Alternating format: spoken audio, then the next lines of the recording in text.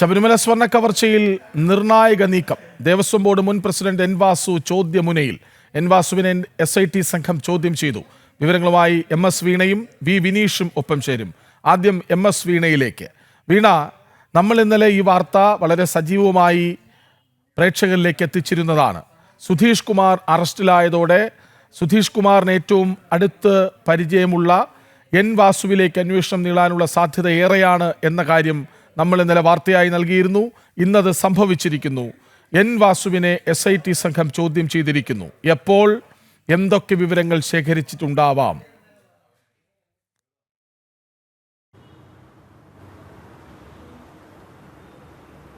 കൃഷ്ണരാജ്, ഇന്നലെയാണ് ഇതുമായി ബന്ധപ്പെട്ട SIT സംഘം എൻ വാസുവിനെ ചോദ്യം ചെയ്തിരിക്കുന്നത്. ജനം TV ഇത്തരത്തിലുള്ള നടപടിക്രമങ്ങളിലേക്ക് SIT സംഘം കടക്കുന്നു എന്നുള്ളൊരു വാർത്ത കഴിഞ്ഞ ദിവസം തന്നെ പ്രേക്ഷകരിലേക്ക് എത്തിച്ചിരുന്നു. ആ വാർത്ത വാസ്തവമായിരിക്കുകയാണ്. ജനം TVയുടെ കാഴ്ചപ്പാട് ശരിയാണെന്ന് തെളിയിക്കുന്ന സംഭവ വികാസങ്ങൾ തന്നെയാണ് ശബരിമല സ്വർണ്ണ കവർച്ച കേസിൽ ഇപ്പോൾ നടന്നിരിക്കുന്നതും സംഭവിച്ചിരിക്കുന്നതും.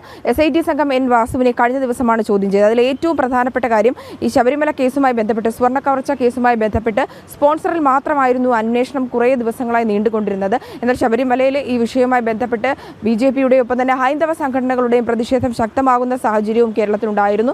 അത്തരത്തിലുള്ള പ്രതിഷേധങ്ങൾ നടന്നു. തുടർന്നാണ് കഴിഞ്ഞ ദിവസം ദേവസ്വം ബോർഡിലെ തന്നെ മറ്റു ഉദ്യോഗസ്ഥരെ, മുരാരി ബാബുവിനെ അറസ്റ്റ് ചെയ്തു. ഒപ്പം തന്നെ അതുപോലെ തന്നെ സുധീഷ് കുമാറിനെയും അറസ്റ്റ് ചെയ്ത് ചോദ്യം ചെയ്തിരുന്നു. ഇവർ നൽകിയ മൊഴിയുടെ അടിസ്ഥാനത്തിൽ എൻ വാസുവിന്റെ പങ്ക് തെളിയിക്കുന്ന കൃത്യമായിട്ടുള്ള വിവരങ്ങൾ ആ മൊഴി നൽകിയിരുന്നു എന്നാണ് നമുക്ക് SIT സംഘത്തിൽ നിന്ന് ലഭിക്കുന്ന വിവരം. അതിന്റെ അടിസ്ഥാനത്തിലാണ് എൻ വാസുവിനെ ഇന്നലെ വിളിച്ചു വരുത്തി മൊഴി രേഖപ്പെടുത്തിയിരിക്കുന്നത്. ഇതുമായി ബന്ധപ്പെട്ടുള്ള നിർണായക വിവരങ്ങളാണ് ഉദ്യോഗസ്ഥർ എൻ വാസുവിൽ നിന്ന് ചോദിച്ചറിഞ്ഞു എന്നാണ് നമുക്ക് മനസ്സിലാക്കാൻ സാധിക്കുന്നത്. മണിക്കൂറുകൾ നീണ്ടുനിന്ന ചോദ്യം ചെയ്യലായിരുന്നു. അതിൽ ഏറ്റവും എടുത്തു പറയേണ്ട കാര്യം, ദേവസ്വം പ്രസിഡന്റ് ആയിരുന്നു. ആ ദേവസ്വം പ്രസിഡന്റായി വിരമിച്ചതിന് തൊട്ട് പിന്നാലെയാണ് ദേവസ്വം കമ്മീഷണറെ എൻ വാസുവിനെ നിയമിക്കുന്നത്.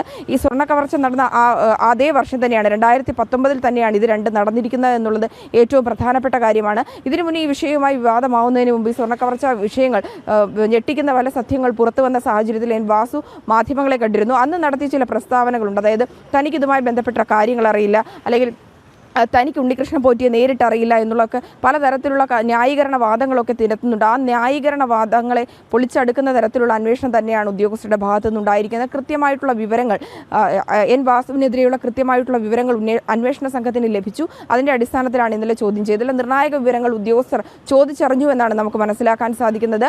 എൻ വാസു അന്ന് പറഞ്ഞത് 2019 ആ വർഷം തന്നെ അവസാനത്തിൽ ഡിസംബർ മാസത്തിൽ ഇത്തരത്തിലൊരു ഇമെയിൽ ഉണ്ണികൃഷ്ണൻ പോറ്റി അയച്ചിരുന്നു എന്നുള്ളതാണ്. അതായത്, ഈ സ്വർണ്ണം പൂശിയതിനു ശേഷം സ്വർണ്ണം മിച്ചം വന്നിട്ടുണ്ട്, അതൊരു യുവതിയുടെ കല്യാണത്തിന് ഉപയോഗിക്കുന്നു എന്ന തരത്തിലുള്ളൊരു ഒരു ഇമെയിൽ സന്ദേശം തനിക്ക് അയച്ചിരുന്നു എന്ന് വാർത്താ സമ്മേളനത്തിൽ അടക്കം പറയുകയും അതിൻ്റെ വിശദാംശങ്ങൾ പറയുകയൊക്കെ ചെയ്തിരുന്നു. എന്നാൽ അപ്പോഴൊക്കെ ആവർത്തിക്കുന്ന പലതരത്തിലുള്ള ചോദ്യങ്ങളുണ്ട്. ദേവസ്വം പ്രസിഡന്റ് ആയിരുന്നു, ഒപ്പം തന്നെ ദേവസ്വം കമ്മീഷണർ ആയിരുന്നു. ഇത്തരത്തിൽ ശബരിമലയിലെ ദേവന്റെ സ്വർണം ഇങ്ങനെ ഒരു സ്പോൺസർക്ക്, ദേവസ്വം ബോർഡുമായി യാതൊരുവിധ ബന്ധവുമില്ലാത്ത, ശബരിമലയുമായി യാതൊരുവിധ ബന്ധവുമില്ലാത്ത ഇയാൾക്ക് എങ്ങനെയാണ് കൊടുക്കാൻ സാധിക്കുക? അത്തരത്തിൽ കൊടുക്കുമ്പോൾ മിച്ചം വന്ന സ്വർണം ഉണ്ണികൃഷ്ണ പോറ്റിക്ക് എന്തിന്റെ അടിസ്ഥാനത്തിലാണ് ദേവന്റെ സ്വർണം കൊടുത്തു നൽകിയത്? അല്ലെങ്കിൽ ഇത്തരത്തിലുള്ളൊരു അറിയിപ്പ് എന്തെങ്കിലും നൽകിയിരുന്നു? ഔദ്യോഗികപരമായിട്ടുള്ള രേഖകളിൽ ഇത് ചേർത്തിരുന്നു? മഹസറിലടക്കം ഇത് വ്യക്തമാക്കിയിരുന്നു എന്നുള്ള പലതരത്തിലുള്ള ചോദ്യങ്ങൾ ഉന്നയിക്കുമ്പോൾ ന്യായീകരിക്കുന്ന നിലപാടാണ് തുടക്കം മുതലേ സ്വീകരിച്ചിരുന്നത്. ചില വസ്തുതാവിരുദ്ധമായിട്ടുള്ള ചില പ്രതികരണങ്ങൾ നടത്തുകയും ചെയ്തിരുന്നു. ഇത്തരത്തിലുള്ള പ്രതികരണങ്ങളടക്കം SIT സംഘം അന്നേ നിരീക്ഷിച്ചിരുന്നു. അന്വേഷണ ഘട്ടത്തിലടക്കം ഇതുമായി ബന്ധപ്പെട്ടുള്ള വിവരങ്ങൾ ശേഖരിക്കുകയും ചെയ്തിരുന്നു. ഇതിന്റെ അടിസ്ഥാനത്തിലാണ് കഴിഞ്ഞ ദിവസം എൻ വാസുവിനെ വിളിച്ചു വരുത്തി ചോദ്യം ചെയ്തത്. തിരുവനന്തപുരത്തെ ക്രൈംബ്രാഞ്ച് ഓഫീസിലാണ് വിളിച്ചു വരുത്തി ചോദ്യം ചെയ്യുന്നുള്ള വിവരങ്ങൾ കൂടിയാണ് നമുക്ക് മനസ്സിലാക്കാൻ സാധിക്കുന്നത്. ഇഞ്ചക്കലുള്ള ഓഫീസിലാണ്. മണിക്കൂറുകൾ നീണ്ടുള്ള ചോദ്യം ചെയ്യലായിരുന്നു. തുടർന്ന് ചോദ്യം ചെയ്തതിനു ശേഷം വിട്ടയച്ചു എന്നുള്ള വിവരങ്ങൾ കൂടി ലഭിക്കുന്നുണ്ട്. ഈ വിഷയവുമായി ബന്ധപ്പെട്ട് തുടർ നടപടികൾ അന്വേഷണ സംഘം വേഗത്തിലാക്കുന്നു എന്ന് നമുക്ക് മനസ്സിലാക്കാൻ സാധിക്കുന്നത്. അതായത്, എൻ വാസുവിനോട് ഗൂഢാലോചന എങ്ങനെയാണ്, ഏത് തരത്തിലാണ്? അതായത്, ഒരു CPM പ്രവർത്തകൻ കൂടിയായിരുന്നു. അത്തരത്തിൽ ചില ഭരണ ചുമതലകളൊക്കെ ഇദ്ദേഹം വഹിച്ചിട്ടുമുണ്ടെന്നുള്ള വാർത്തകൾ ജനം TV പുറത്തുവിട്ടതാണ്. അത്തരത്തിൽ അതേ വർഷം പ്രസിഡന്റായി വിരമിച്ച, പ്രസിഡന്റ് സ്ഥാനത്ത് നിന്ന് മാറിയ ആ സമയത്ത് തന്നെ മറ്റൊരു ചുമതല, പുതിയൊരു ചുമതല നൽകുന്നു. അതും ആ ഒരു വർഷം. ഇതുമായി ബന്ധപ്പെട്ട് ദേവസ്വം ബോർഡിലെ സുപ്രധാനമായിട്ടുള്ള 2 ചുമതലകൾ ഒരേ വർഷം തന്നെ ലഭിക്കുന്നുണ്ട് എന്നുള്ളതാണ്. അതിനുള്ള കാര്യങ്ങൾ എങ്ങനെയാണ് നടന്നത്? മാത്രമല്ല, വിനീഷ്, അതായത് ഈ കഴിഞ്ഞ ദിവസം CPMന്റെ ബ്രാഞ്ച് അംഗം കൂടിയായിരുന്ന സുധീഷ് കുമാറിനെ അറസ്റ്റ് ചെയ്തതിന് പിന്നാലെ എൻ വാസുവിലേക്ക് അന്വേഷണ സംഘം എത്തും എന്ന് നമ്മൾ വാർത്ത നൽകിയിരുന്നല്ലോ. അതുതന്നെയാണോ വഴി തെളിച്ചത്? സൂചിപ്പിച്ചതുപോലെ തന്നെ കഴിഞ്ഞ ദിവസം പ്രേക്ഷകർക്ക് മുന്നിൽ ജനൻ ടിവിയാണ് വാസുവിനെ ചോദ്യം ചെയ്യും എന്ന് സംബന്ധിച്ചുള്ള കൃത്യമായ വിവരങ്ങൾ സംപ്രേഷണം ചെയ്തത്. കാരണം മറ്റൊന്നും കൊണ്ടല്ല, ഈ ദേവസ്വം കമ്മീഷണറായി വാസു ഇരിക്കുന്ന കാലഘട്ടത്തിലാണ് ഈ കട്ടിളപ്പാളി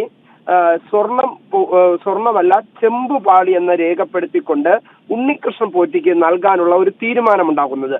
ഈ ദേവസ്വം കമ്മീഷണറായിരുന്ന അന്നത്തെ പഴയ ദേവസ്വം കമ്മീഷണറായിരുന്ന എൻ വാസു അറിയാതെ ഒരു കാരണവശാലും ചെമ്പുപാളി എന്ന് ഈ കട്ടിളപ്പാളിയിലെ തകിടിനെ രേഖപ്പെടുത്താൻ സാധിക്കില്ല. അത്തരത്തിലുള്ള ഒരു ഉത്തരവ് ഇറക്കിയപ്പോൾ പോലും വാസു ഇതിൽ മറ്റൊരു തരത്തിലും അങ്ങനെ ആ ഉത്തരവ് കാണുമ്പോഴും അതിൽ പ്രതികരിക്കാതെ വാസു ഇരുന്നു. അത് എന്തുകൊണ്ടാണ് എന്ന ചോദ്യം ചെയ്യലാണ് പ്രത്യേക അന്വേഷണ സംഘം നടത്തുന്നത്. അതിന് തൊട്ടു പിന്നാലെ ഈ വലിയ തട്ടിപ്പ് ശബരിമലയിലെ സ്വർണ്ണ കവർച്ച നടക്കുന്നു. അതിന് തൊട്ടു പിന്നാലെ ദേവസ്വം കമ്മീഷണർ സ്ഥാനത്ത് നിന്ന് എൻ വാസു മാറിയതിന് തൊട്ടു പിന്നാലെ ദേവസ്വം ബോർഡിന്റെ പ്രസിഡന്റ് ആകുന്നു. അന്നും CPM-ന്റെ നേതൃത്വത്തിൽ CPM-ന്റെ ഒരു പിന്തുണയോടുകൂടി തന്നെയാണ് ദേവസ്വം പ്രസിഡന്റായി വാസു എത്തുന്നത് എന്നതാണ് പ്രധാനപ്പെട്ട കാര്യം. അപ്പോൾ ഇതിന്റെ ദുരൂഹതകൾ ഇപ്പോഴും മറനീക്കി പുറത്തു പോകുന്നില്ല. കാരണം എൻ വാസുവും സുധീഷും തമ്മിലുള്ള ബന്ധം എന്താണ് എന്ന് സംബന്ധിച്ചുള്ള വലിയ രീതിയിലുള്ള ചോദ്യം ചെയ്യൽ തന്നെയാണ് പ്രത്യേക അന്വേഷണ സംഘത്തിന്റെ ഭാഗത്ത് ഉണ്ടായത്. പക്ഷെ വാസുവിനെ ഇനിയും ചോദ്യം ചെയ്യാനായി വിളിപ്പിക്കും എന്ന് തന്നെയാണ് നമുക്ക് മനസ്സിലാക്കാൻ സാധിക്കുന്നത്. കാരണം കൂടുതൽ തെളിവുകൾ പ്രത്യേക അന്വേഷണ സംഘത്തിന് ഈ സാഹചര്യത്തിൽ ശേഖരിക്കേണ്ടതുണ്ട്. ആ തെളിവുകൾ ശേഖരിക്കുന്നതിന് തൊട്ടു പിന്നാലെ തന്നെ വീണ്ടും വാസുവിനെ പ്രത്യേക അന്വേഷണ സംഘം വിളിച്ചു വരുത്തി ചോദ്യം ചെയ്യും എന്നതാണ് ഇപ്പോൾ മനസ്സിലാക്കാൻ സാധിക്കുന്നത്. വാസു താൻ ആ ഫയൽ കണ്ടിരുന്നില്ല. ഇപ്പോൾ ഞാൻ വിനീഷിലേക്ക് വരാം. വീണ്ടും MS വീണയിലേക്ക്. വീണ, ഈ സ്വർണ്ണപ്പാളി കൊണ്ടുപോകുമ്പോൾ താൻ ദേവസ്വം കമ്മീഷണർ സ്ഥാനത്ത് നിന്ന് രാജിവെച്ചിരുന്നു. അതായത് തൻ്റെ ദേവസ്വം കമ്മീഷണർ എന്ന പദവി രാജിവെച്ചിറങ്ങിയ ശേഷം ദേവസ്വം പ്രസിഡന്റായി തിരികെ വരുന്നതിന് മുൻപ്, അതായത് ആ ഇടവേളയിലാണ് സ്വർണ്ണപ്പാളി കൊണ്ടുപോയത്. ഞാനൊന്നും അറിഞ്ഞില്ലേ രാമനാരായണ എന്നായിരുന്നു മുൻപ് എൻ വാസു പറഞ്ഞത്. മാത്രമല്ല പോറ്റിയുമായി ഒരു ബന്ധവും തനിക്കില്ല എന്ന് പറയുന്നു. അതേ എൻ വാസു തന്നെ 2 ദിവസം കഴിയുമ്പോൾ തനിക്കൊരു ഇമെയിൽ വന്നിരുന്നു എന്ന് സമ്മതിക്കുകയും ചെയ്യുന്നു. അപ്പോൾ പ്രഥമ ദൃഷ്ട്യാ തന്നെ എൻ വാസു കുടുങ്ങും എന്ന് തോന്നിപ്പിച്ചിരുന്നു നേരത്തെ തന്നെ, അല്ലേ?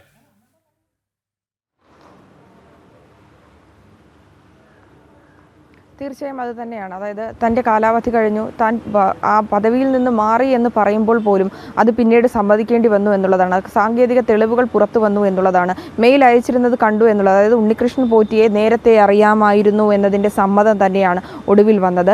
ആ സത്യം മറച്ചു പിടിക്കാൻ ശ്രമിച്ചുവെങ്കിലും ആ സത്യം പുറത്തു വന്നു. വാസുവിന് ബോധ്യമുണ്ടായിരുന്നു ഈ വിഷയവുമായി ബന്ധപ്പെട്ട് അന്വേഷണം നടക്കുമ്പോൾ ഇത്തരത്തിൽ തന്നിലേക്കും എത്തുന്നു എന്നുള്ളൊരു തിരിച്ചറിവുണ്ടായിരുന്നു എന്ന് വേണം നമുക്ക് ഈ ഒരു ഘട്ടത്തിൽ മനസ്സിലാക്കാൻ സാധിക്കണം. കാരണം അത്തരത്തിലാണ് ആദ്യം ഒരു പ്രതികരണം നടത്തി. അതായത് താൻ ഈ സ്ഥാനമൊഴിയുന്നു, കമ്മീഷൻ സ്ഥാനമൊഴിയുന്നു, പിന്നെ ദേവസ്വം കമ്മീഷൻ സ്ഥാനമൊഴിയുന്നു, തുടർന്ന് ദേവസ്വം പ്രസിഡന്റ് ആവുന്നതിൻ്റെ ഒരു ചെറിയ ഇടക്കാല അളവ് മാത്രമാണ് ഉണ്ടായിരുന്നത്. ആ ഒരു ഇടവേളയിലാണ് ഇതൊക്കെ സംബന്ധിച്ചതെന്ന് ന്യായീകരണം പറയുമ്പോൾ അതിനു മുന്നേ ഇതുമായി ബന്ധപ്പെട്ടുള്ള ഗൂഢാലോചനകൾ നടന്നില്ലേ, അത്തരത്തിലുള്ള പ്രവർത്തനങ്ങൾ അതിനു മുമ്പേ ആരംഭിച്ചില്ലേ എന്ന സംശയങ്ങൾ കൂടി നിലനിൽക്കുകയാണ്. ആ സംശയങ്ങൾ ബലപ്പെടുമെന്ന് തിരിച്ചറിഞ്ഞ ഘട്ടത്തിൽ തന്നെയാണ് ഇത്തരത്തിലുള്ള അന്വേഷണ സംഘം അന്വേഷണത്തിലേക്ക് കടന്നതും ഒപ്പം തന്നെ ഇതുമായി ബന്ധപ്പെട്ടുള്ള ഇമെയിൽ സന്ദേശങ്ങൾ ലഭിച്ചതും. എന്നാൽ ഇമെയിൽ സന്ദേശങ്ങളുമായി ബന്ധപ്പെട്ട് ഇമെയിൽ സന്ദേശം വരുന്നു, അതിനെ ന്യായീകരിക്കുവാനുള്ളൊരു ശ്രമം നടത്തി. ആദ്യം പറഞ്ഞത് ഉണ്ണികൃഷ്ണൻ പോറ്റിയെ അറിയില്ല എന്നുള്ളതാണ്. തൊട്ട് പിന്നാലെയാണ് ഉണ്ണികൃഷ്ണ പോറ്റിയെ അറിയാം, തനിക്ക് മെയിൽ അയച്ചിരുന്നു എന്ന് പറയുന്നത്. സ്വാഭാവികമായിട്ടും ഇത്തരത്തിലുള്ളൊരു സന്ദേശം അയക്കുമ്പോൾ താൻ ഉത്തരവാദിത്വത്തിൽ ഇല്ലാത്ത കാലമാണെങ്കിൽ പോലും ദേവസ്വം ബോർഡിലെ മറ്റു ഉദ്യോഗസ്ഥരെ അറിയിക്കേണ്ട ബാധ്യത എൻ വാസുവിനുണ്ട്.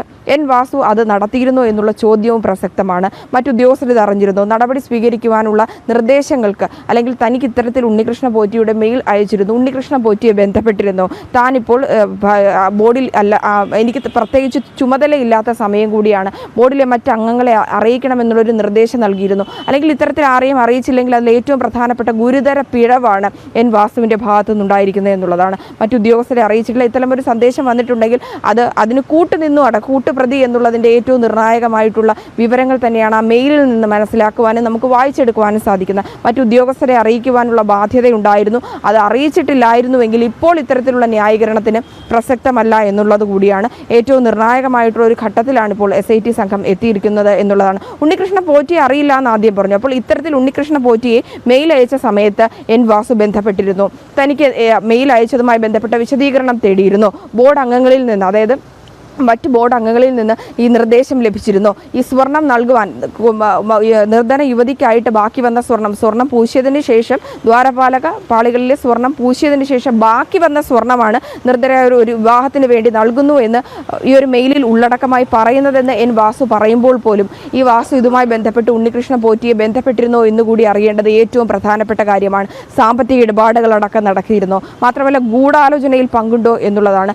ഇപ്പോൾ ഈ സത്യങ്ങൾ പുറത്തു വരുമ്പോൾ, ഈ സത്യങ്ങളുമായി ബന്ധപ്പെട്ട വിവരങ്ങൾ, ഈ അന്വേഷണവുമായി ബന്ധപ്പെട്ട വിവരങ്ങൾ വരുമ്പോൾ കോടതി ഇടപെട്ടതിന് ശേഷമാണ് എൻ വാസു ഈ വിവരങ്ങൾ പുറത്തു പറയുന്നത്. അന്ന് ഈ ബന്ധപ്പെട്ട അധികാരി, അതായത് ദേവസ്വം മന്ത്രിയെ അടക്കം അറിയിക്കുവാനുള്ളൊരു ചുമതല ഉണ്ടായിരുന്നപ്പോൾ, പദവിയിൽ ഇരിക്കുന്നില്ലെങ്കിൽ പോലും ഇത്തരത്തിലുള്ളൊരു മെയിൽ വരുമ്പോൾ മറ്റു ഉദ്യോഗസ്ഥരെ അറിയിക്കേണ്ട ബാധ്യതയുണ്ടായിരുന്നു. അത് നിർവഹിച്ചില്ലെങ്കിൽ വലിയ ഗുരുതര പിഴവാണ് എൻ വാസുവിന്റെ ഭാഗത്തുനിന്നുണ്ടായിരിക്കുന്നത്. അത് SIT-യുടെ നിർണായക നീക്കം. ദേവസ്വം ബോർഡ് മുൻ പ്രസിഡന്റ്, മുൻ കമ്മീഷണർ എൻ വാസുവിനെ ചോദ്യം ചെയ്തു. കൂടുതൽ പേരിലേക്ക് അന്വേഷണം പോകുമോ എന്നറിയാനുള്ള കാത്തിരിപ്പാണ് ഇനി. വിവരങ്ങൾ നൽകുകയായിരുന്നു MS വീണയും V വിനീഷും.